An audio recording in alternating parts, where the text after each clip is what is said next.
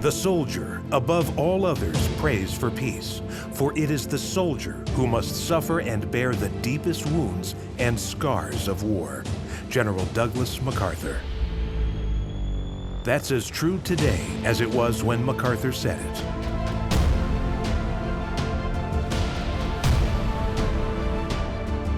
And yet, in the midst of violence and destruction of war, we can see heroism, endurance, and willpower that goes beyond the call of duty.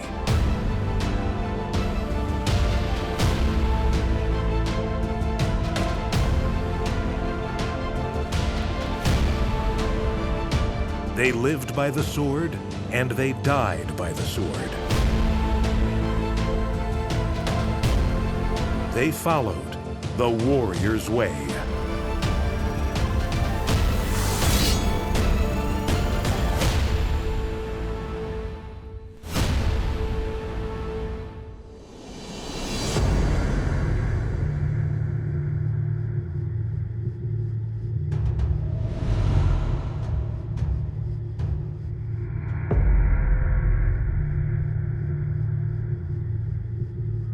The Celts, a people without a nation or a king, a network of warring tribes that only ever united when fighting a common enemy.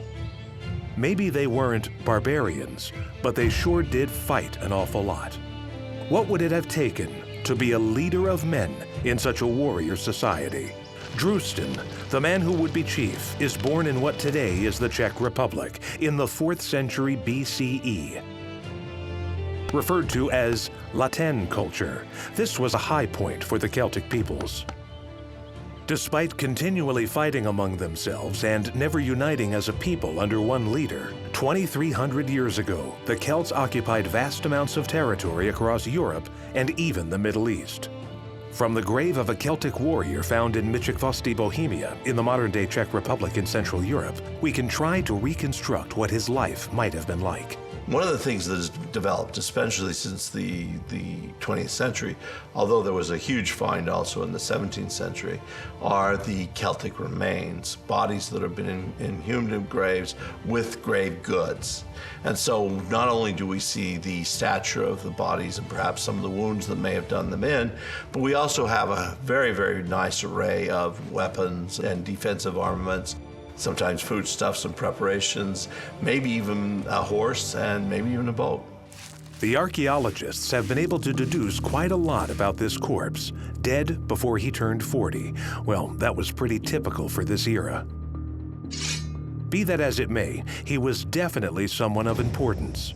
We know because he was buried in his fine cloak. We would like to think he might have been a Celtic chieftain.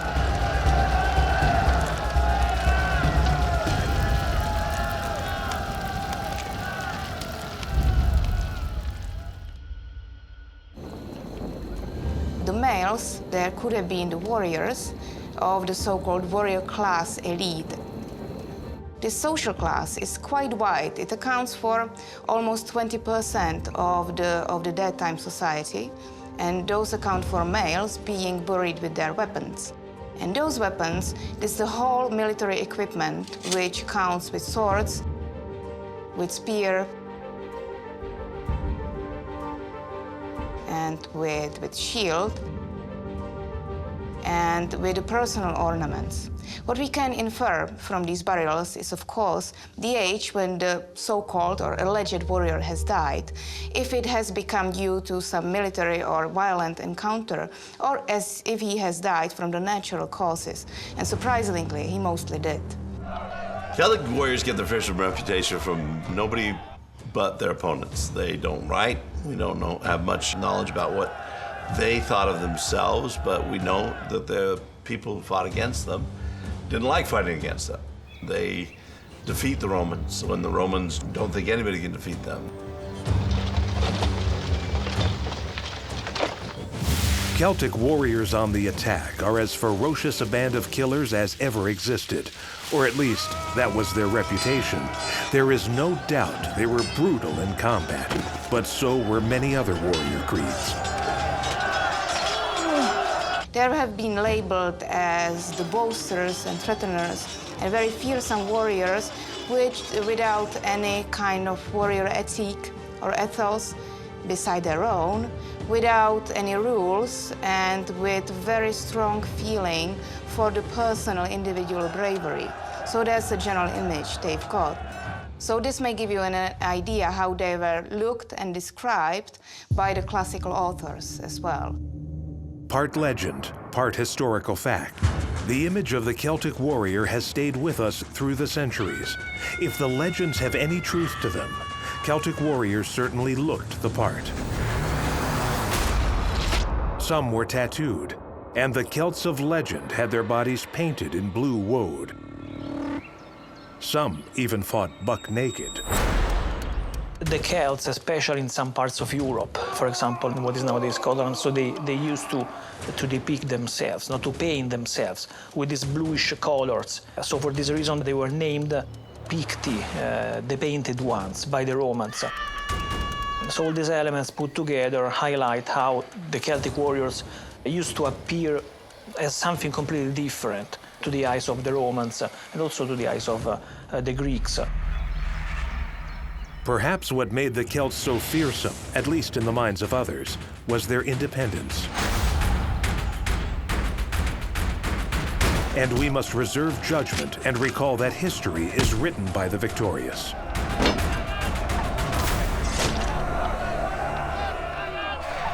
Later on, when they have been fighting for their territories back with Romans, the emphasis has been put on how great the Roman victories against them were. So they needed, again, be described as fearsome and very dangerous enemy, but obviously mortal and ultimately being defeated by the Romans. Sometimes it's believed women, she-devils, accompanied them into battle and may have even fought beside them. This sort of thing could send a shiver down the spine of many a Roman or Greek who considered the Celts barbarians.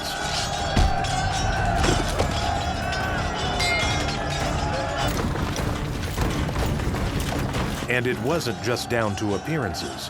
The Celts deserved their reputation for violence and ferocity. But recently, the Celts' place in history has been undergoing a bit of revision. The Celts were all fine craftspeople who granted their women more rights and all that. Well, maybe so, but it's Celtic warriors we're interested in, male or female, and the more warlike, the better. They were really aggressive, really unrefined as well, so their nature as military beings, their nature as warriors was completely different from that of more civilized and more technically oriented armies.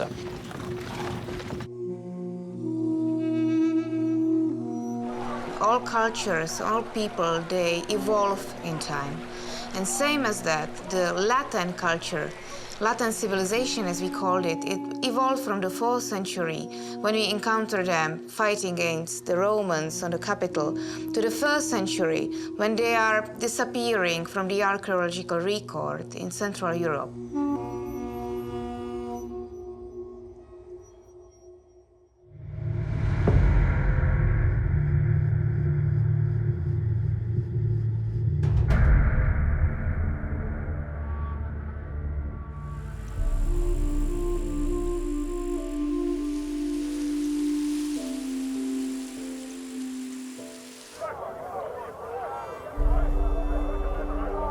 It's said that the blacksmith, the druid, and the poet were all valued in Celtic lore for the roles they played in warfare. The druids for reading omens, the poets for composing battle songs, and the blacksmith for making weapons.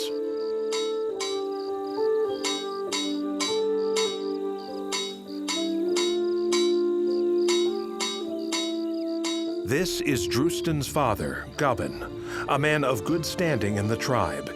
He has come to pick out a sword for his son. He wants the best for his boy, and the day has come to order a sword from the blacksmith, a man he's known for many years. He carefully chooses which sword will be Drustan's first.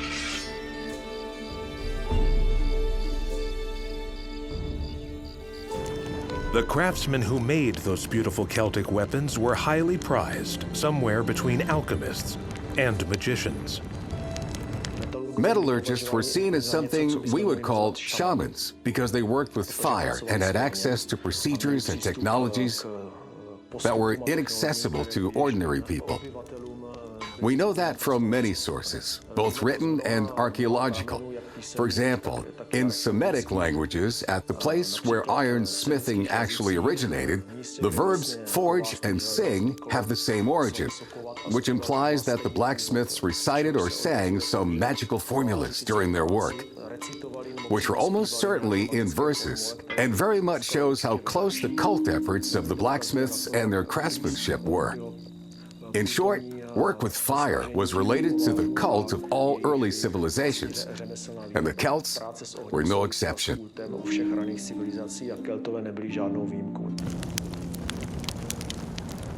The production of one blade takes me about 100 to 200 hours of work, but of that work, the sword is about half or a third, and the rest is pre-preparation of the material, which was previously done by someone other than the sword, possibly since the early Middle Ages, but definitely by the Middle Ages.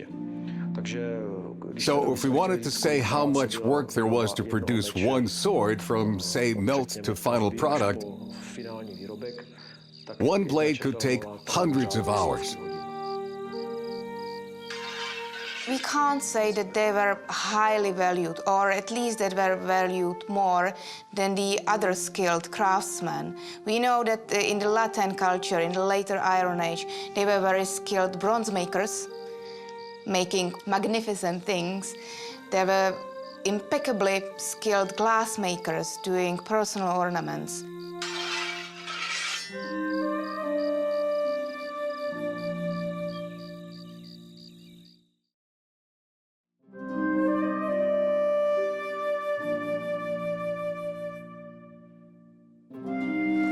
Swords play a big part in Celtic mythology and spirituality.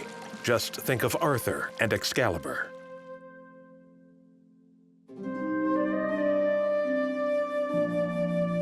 The Latin swords are very beautiful. It can be said that the Celtic feeling of beauty, as we can observe those artifacts, including swords, was very similar to ours. Regarding the decoration, plant ornaments and various symbols used by the Celts, they are very similar to our Art Nouveau, which is about 100 years old, and therefore they seem close to us with their preference for nature, which in fact, only with modern times is again in our minds. The Celts also used different weapons as well. They had long, thin spearheads that would be on the end of spears, or maybe even what we would call lances, although they were never as long as the Greeks. They had weapons that they would attach to clubs, we would later call maces. And certain groups, especially those that were found in Gaul, had these throwing axes that were quite fun. They were oddly shaped and they were perfectly weighted, and they loved to throw them at a great distance. Couldn't be the length of an arrow, for example, but at a medium difference, as they're closing in on the Romans, they would heave one or two of these throwing axes into the Romans, and if nothing else, they'd get stuck in the shields and weigh the Roman shields down. Most often they made it through, and in that case, they would penetrate pretty much anything the Romans were wearing. The Celtic throwing axe probably doesn't get its due. Can you imagine how much practice it took to throw it so it hit its target right? And yet, when people think of the Celtic weapons, it is usually a sword or a dagger that springs to mind. It's important to understand, these weapons were seen as merely tools of the trade. Some took the way of the plow and the sheath,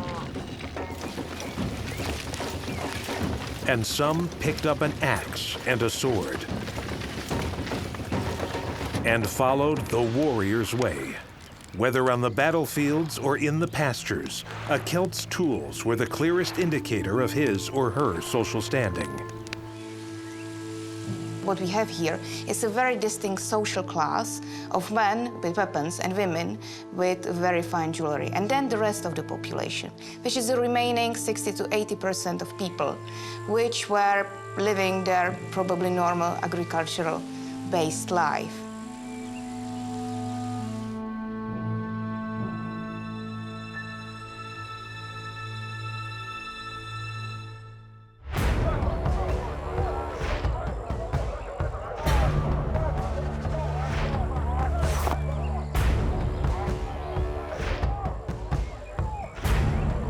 The Celts made weapons that were minor works of art, setting them apart from the other weapons of this period. But not every Celt got to use weapons of such quality. Drustan is lucky to have a father who can afford to buy him such a fine sword. The young man will soon find out how hard he must work to earn such a gift. When Drustan is still a boy, he is presented with his first real sword, double-edged and super sharp. The Celtic sword was as handsome as it was deadly. Much is made in popular histories of warriors and their trusty swords, but the Celts were one of the few warrior creeds whose weapons and armaments were genuine treasures, works of art.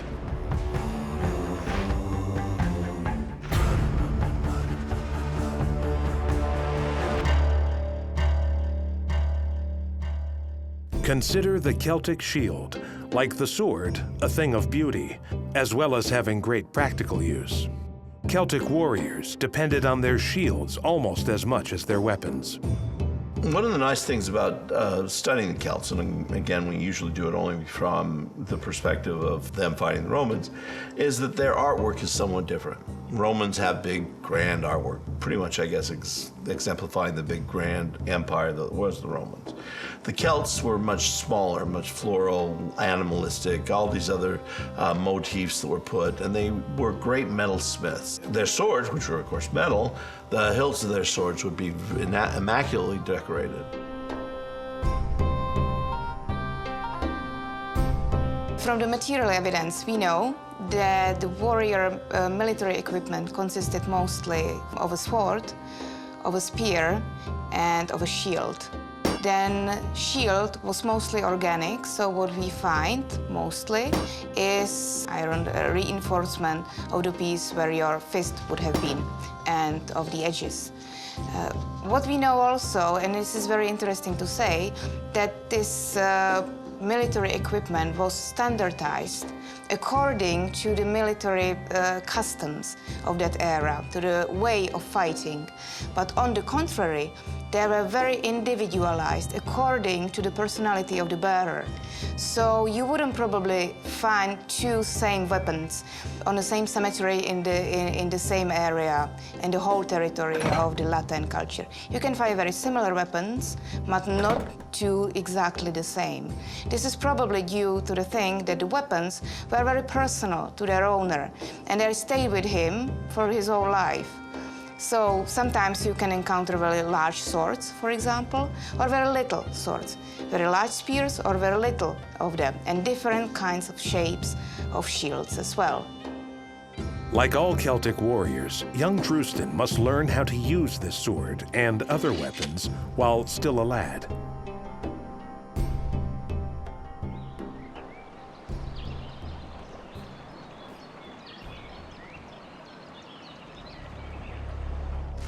And as you can see, his father is a hard taskmaster.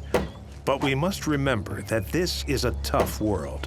Drustan is a natural anyway, the kind of kid that looks forward to the day when he has grown up and can show the old man a thing or two. Well, some things never change. We don't know a lot about the Celtic youth. We don't know a lot about Celtic home life, actually. All of that comes from excavations. Even Tacitus, who writes a great book on the Germans, the Celts of his day, doesn't tell us a lot about the young. But we do know that from a very early age, a Celtic boy was raised in the use of arms, probably using wooden replicas initially, although none of these have been found in graves. And their skills and techniques, their education would be placed in that area. But by and large, they just grew up with the weapons, and they knew to defend against wild animals, against opposing forces, and sometimes against a Roman or two. Drustan changes from boy to man and already has his work cut out for him. He will fight as a soldier for hire on foreign soil. He begins making a name for himself as a brave, resourceful soldier and good fellow to know. Generally, he chooses his opponents well. Then again, this is a dangerous life.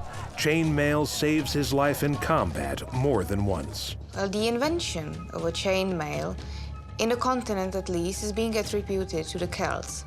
And they were very precise in their construction because the pieces, the individual rings, were connected by little rivets, which were reinforcing the whole structure.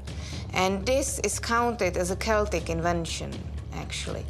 But can you imagine joining all the circles or the rings? That might take a lifetime for you to create one such a chainmail. That's why it has been limited only to the highest members of elite to wear such a chainmail. Roman scribes, including Livy and Varro, all mention that the Celts used chainmail. Varro states explicitly that the Celts invented it. The Celts also wore linothorax, a type of armor created from leather, linen, and felt.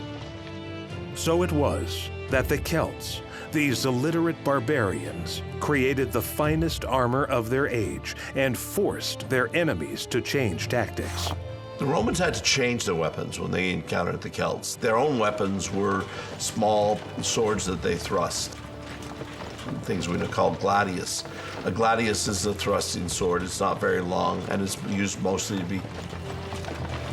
be used behind a shield. The Celts were on horseback, and so their swords were longer, and the Romans actually had to develop swords that were longer to make sure that they could hit the Celts in their saddles, because the Celts would actually fight with these swords that were a bit longer and could reach down. If the Romans couldn't reach up, then that meant there was only death on one side.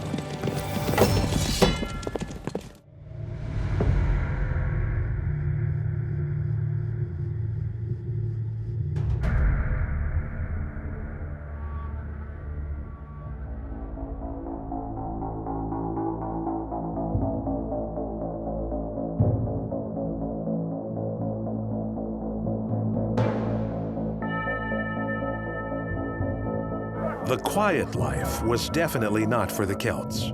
Drustan embodies that warrior spirit. He can see clearly that in the world in which he lives, being a skilled practitioner in the ways of war is almost the only way to get ahead in life. After all, the many Celtic fiefdoms and tribes fought constantly among themselves for centuries. Who exactly the Celts were is defined by the Romans. They seem to be all over Europe.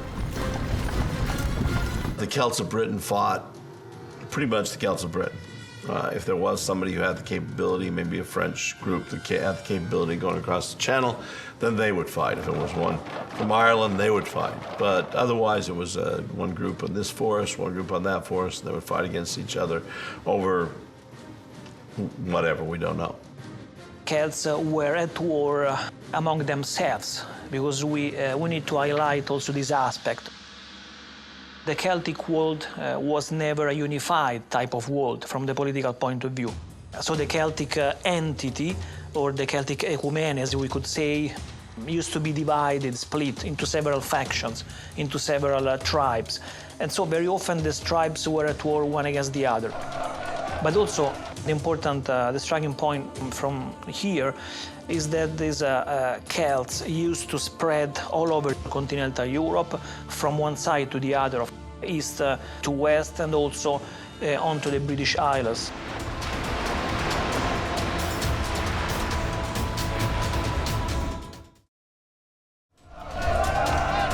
Only in the face of a mighty common enemy would the warring Celts unite to defeat their territories.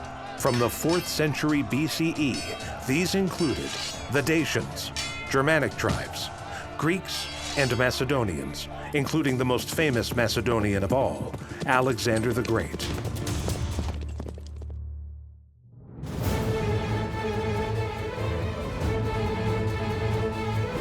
But the Celtic world's arch-enemy was the Roman Empire. The Celts sacked the city of Rome in 390 BCE, a humiliation neither forgiven nor forgotten by the Romans, who remained at war with the Celts for the next 400 years. They invaded Germania, Gaul, and finally Britannia. The Romans could subdue the Celts for long periods of time, but they could never crush their rebellious spirit.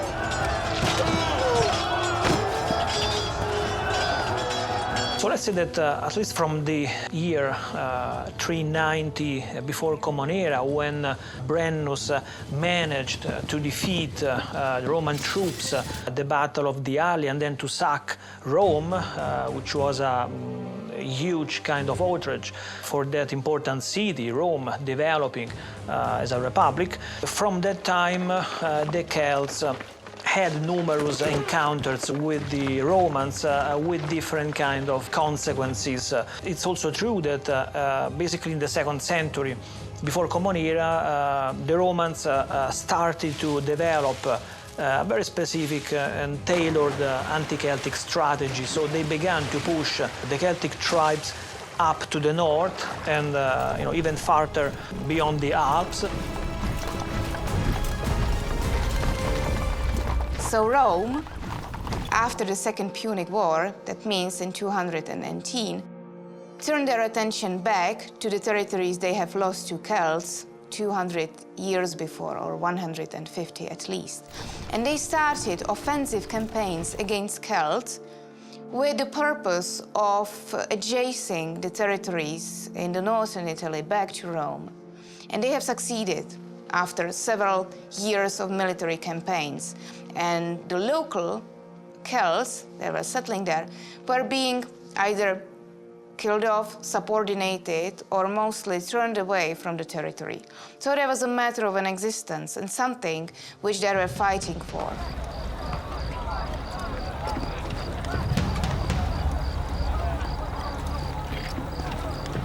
It takes luck and all his speed and skill as a warrior to survive. But Drustan survives life on the frontier and finally returns home from his battles against the marauding Romans. Older, tougher, and a little richer from the spoils of war, he brings with him gruesome trophies from his victims. Their heads. To take someone's head was to absorb all the strength of the fallen enemy. But was headhunting really so common in the Celtic world? We have quite the difficulties of finding an evidence of warriors actually taking heads of their enemies. But we have one very interesting example. It's in today's France as well. It's in Champagne, I believe, and it's called the Ribemont-sur-Ancre. It's a site in France, probably a site of an ancient battlefield when the army of defeated was on a display on some wooden construction. And archaeologists have found many dozens of corpses, and those corpses were headless. So their heads were severed, they were taken away, and the rest of the corpses were mounted on a certain sort of a wooden kind of a display. Legend has it the Celts would tie the heads of their enemies around their waists before going into battle. But that may be one tall tale too far. A head is what, 10 pounds, 20 pounds, probably 10 pounds.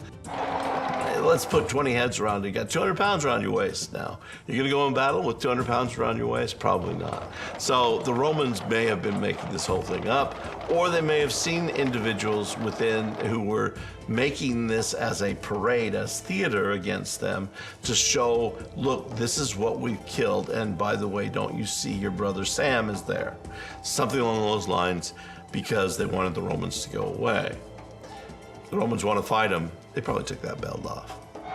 It takes a bit of imagination and a strong stomach to consider how a society that believed the head to be something sacred could also cut them off and stick them on pikes.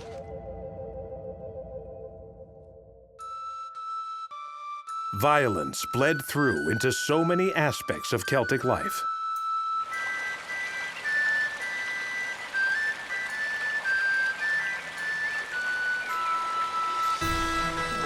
Even the Celts' spiritual leaders practiced it. The Druids are believed to have presided over not only animal, but human sacrificial rites.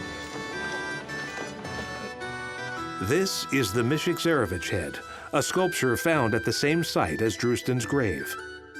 The tonsure, the bald strip on his skull, indicates that he was probably a Druid, the Celtic holy man.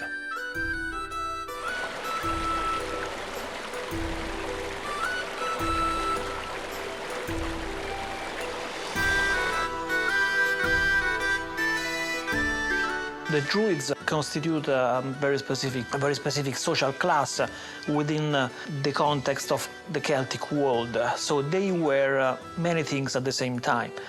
They were a sacerdotal class, so they were basically priests, mainly dealing with the forces of nature, with the trees, especially with the oak trees, more specifically. They could also be sort of masters, also poets sometimes. I mean, so they were related to all that was intangible, spiritual. So they took care of that side of human life for the Celts, I would say. So also because of this and because of other maybe stories or mythologies, such as the ones referring to human sacrifices, for example, the Druids were seen pretty much with suspicion by the Romans, for example, who managed to wipe them out from the face of the Celtic world. Forest ring forts and stone oppidums were the fortified compounds where settled Celtic tribes lived together. This ring of trees is the remains of a ring fort in western Bohemia, officially called Česká Hořice. Remains like this may not be as majestic as a ruined medieval castle, but oppidums or ring forts were strategically located and built to withstand enemy onslaughts. Česká Hořice was inhabited during the late period of Latin culture, the 2nd century before the Common Era. It became part of the Amber Road, the commercial traveler's route of the Celtic world.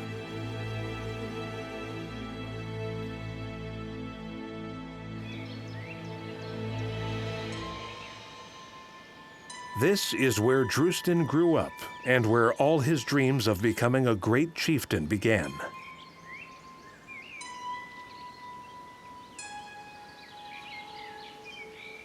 An oppidum, as we know it from the continental Europe, has a very typical and very specific form of fortification. The fortification consists of a stone-facing wall with the upright wooden beams and the earthen rampart, which is adjacent to it from the back. And with the stone-facing wall, the rampart is being connected by the horizontally laid beams. Because there was so much warfare, and because so many people were raiders versus actual farmers and maybe even hunter-gatherers, there needed to be some protection. And the easiest protection to build was an earthen rampart. You put wood on top of it, and that would help make it larger, but a wooden rampart created both a ditch in front of it and a wooden wall.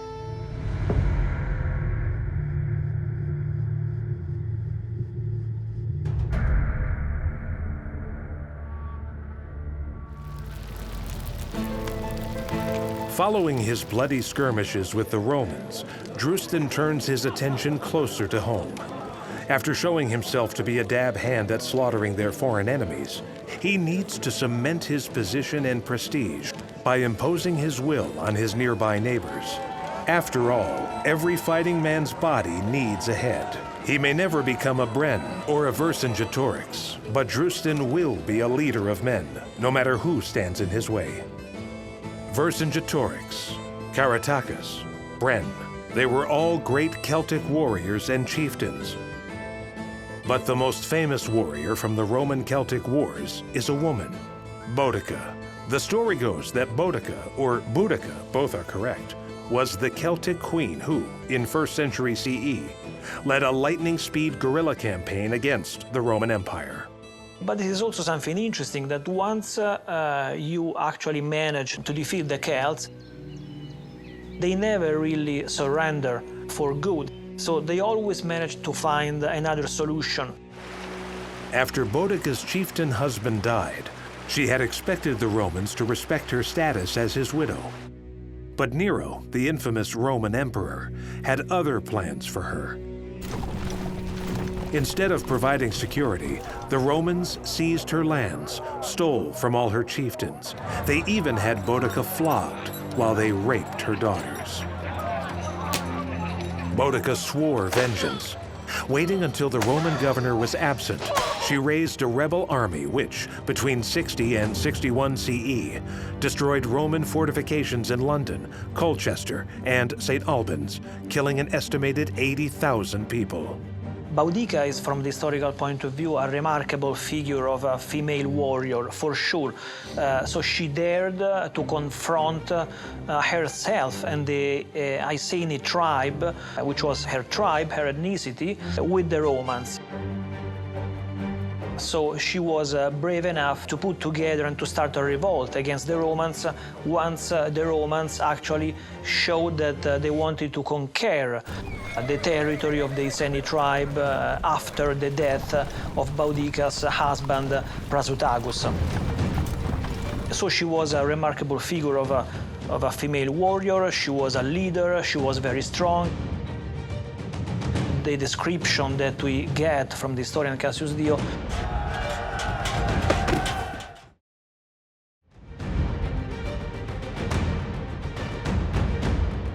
she was tall, she had this fierce eyesight, she was very strong and very brave for sure. So the Romans were almost terrorized by her. And at the head of the revolt, she managed to sack, to conquer, to almost destroy 2 or 3 Roman cities, among which we can list also London, Londinium. The end came when Governor Paulinus met and routed Boudicca's rebel army at a point near present-day Milton Keynes. To avoid capture and further indignities at the hands of the Romans, Boudicca and her daughters took poison.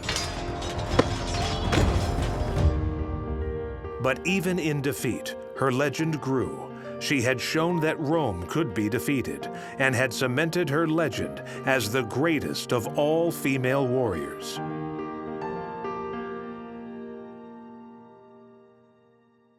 Boudicca rides in a chariot, there's no question. I've seen it all in monuments. There's tons of monuments to her all throughout England. She's riding in a chariot. Actually, we do know that chariots were prolific at the time. There would have been no way that she would have ridden anything else. In fact, the strange thing is that the British are using chariots when they're long gone from the Roman society. Romans are either riding horses or they're in carts. For Boudicca to ride in a chariot, that's something. Somewhere along the line, and I don't think it was the Romans, but somewhere along the line said, you know what? Those scythe chariots that the Persians had in the Bible, that must have been what she was using up in England. And Boudicca was not the only one. A Celtic grave in the Czech Republic was found to be that of a woman buried with her sword. Only celebrated warriors were buried with their weapons and shields. The sword was worn on a belt around her waist, suggesting it might not have been a ceremonial weapon.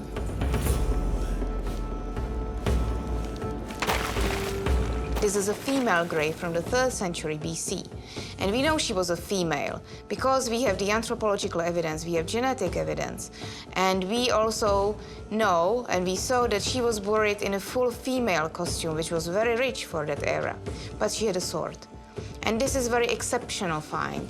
And we cannot quite safely interpret what happened. Maybe she carried the sword of her dead husband. Maybe she inherited the sword from her father.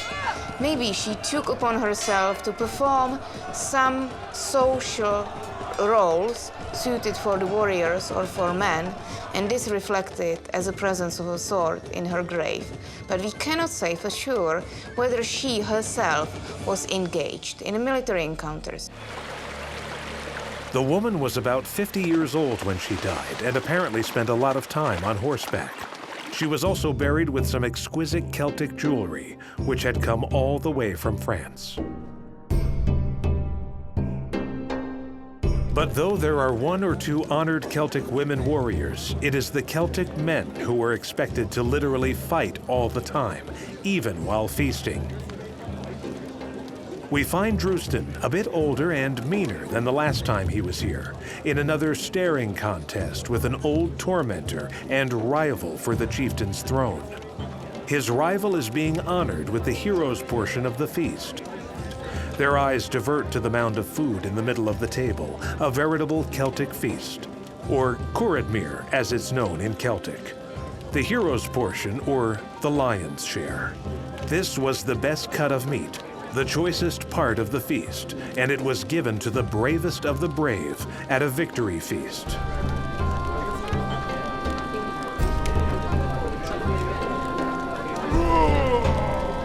But worth fighting and maybe dying for? You be the judge. So we have written accounts that they were fighting at feasts, they were fighting over piece of meat, they were fighting over anything, basically, according to the written sources. So it's a matter of the personal courage, of a personal standing, the way how you treat your opponent, how bravely you treat your opponent, how you react to the conflict as well. And these all encounters has a very binding set of rules which were connected to the rituals, obviously.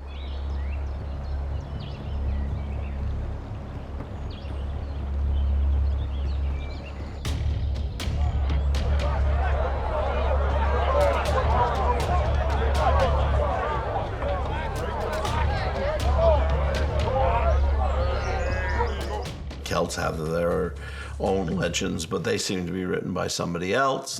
And they tell us that honor is the most important thing among a warrior. This is not unusual. When we see elite forces, the warrior's way, if you will. The warrior's way is that you go out on battle and you do what the Spartan mother says to her son. Either you come back with your shield or on it. It is easy to imagine how fighting for the hero's portion, or Kuradmir, could be a dangerous, foolhardy enterprise. The loser could also bring disgrace upon himself and his kin.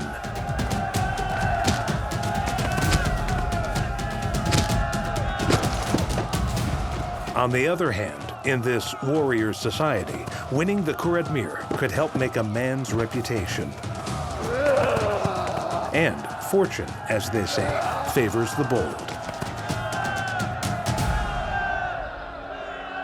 In this case, Drustan is the winner.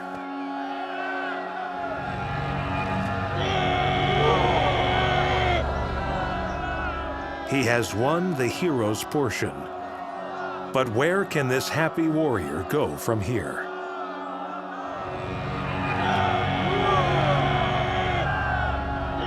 Like all Celtic warriors, he has only a short time to realize his ultimate ambition.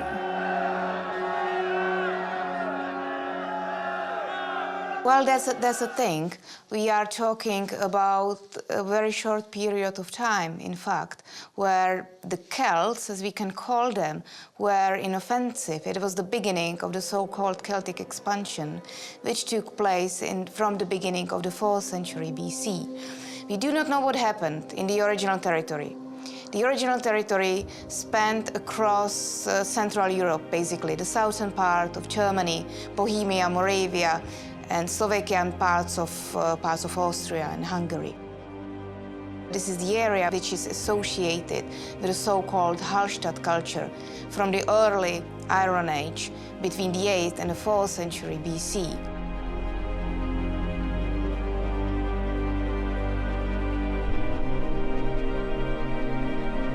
Drustan was lucky enough to live during what was a golden age for the Celts in Central Europe, when the tribes flourished. But the Romans and later Germanic tribes would soon once again be at his gates. One of the most curious things about studying pre-modern society and warfare is how much there was. Most of these guys fought about little things. I mean, we're not talking about Alexander the Great going all the way to the end of the world. We're not talking about the Mongols sweeping across Asia and into Europe and in the Middle East. We're not talking about crusaders on their way to free the Holy Land, so to speak. We're not even talking about the Romans making a huge empire. We're talking about tribes on this side of the lake going around and beating up on tribes on the other side of the lake. And why? Who knows? Is the fishing better in the middle? Are they having problems with that? We have no idea. But it seems that men cannot be at peace for whatever reason, that you have to fight over some sort of aspect. And what is the aspects that we fight over now? Probably the same that we fight over then. religious aspects, economic aspects, sexual aspects. Everybody's fighting everybody for whatever reason. And you want to say, you're both the same people. Can't you get along?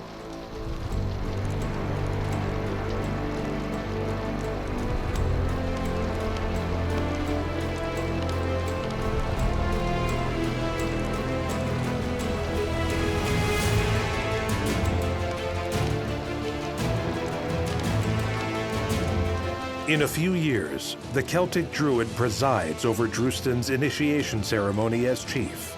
He has become tribal chieftain, not exactly by winning a scrap over the hero's portion at dinner, but by being more aggressive, more territorial, and more ruthless than his rivals.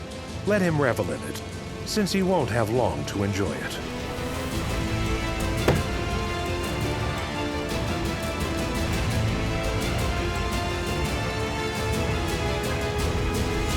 We can't say for sure how our Czech Celtic warrior chieftain would have lived out the rest of his days.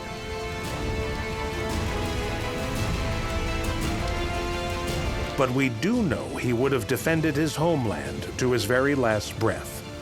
Ironically, some 500 years later, it would be the fall of the Roman Empire that would signal the beginning of the end for the Celtic peoples. But give them their due. They had had a long and glorious ride in the warrior's way.